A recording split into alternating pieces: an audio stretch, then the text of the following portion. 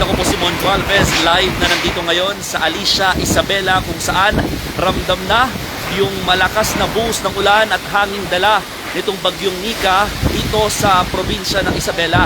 Tayo ay actually huminto, no? Papunta tayo ng Etxage, galing tayo ng Ilagan City. Huminto muna tayo dito sa may Alicia dahil talagang sobrang lakas na ho ng hangin. Ipakita ko lang sa inyo mga kapatid, no? Halos zero visibility natin sa mga areas na dadaanan dito sa mismo Maharlika Highway or sa main highway. At ang problema kasi, ito kung makikita ninyo, talaga sinasabayan ng malalakas o pabugso-bugsong hampas ng hangin itong lugar, no? Kaya naman yung mga, kahit yung mga puno, halos matanggal na, no? Yung mga sanga at dahon nito dahil sa lakas po ng hangin. Dito sa area, marami na hong mga nagliliparan na rin. Marami na rin po mga nagliliparan ng mga gamit dito sa area.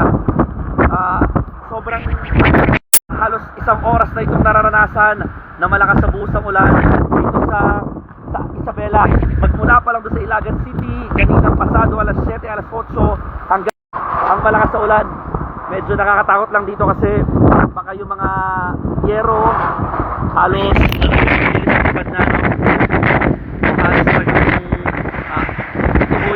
patungo yung direksyon. But anyway, update patungkol dito sa bagyong Nika na nananalasa ho dito sa malaking bahagi ng Isabela, mga kapatid. Mag-ingat po tayo lahat, lalo na sa mga nasa Isabela, dahil nga malakas ang buhos ng ulan dito sa area. Halos wala na rin po masyadong dumadaan dito sa mismong highway. Abangan nyo ho yung aking live update mamaya dito sa malaking bahagi ng probinsya ng Isabela. Mag-ingat po tayong lahat, mga kapatid.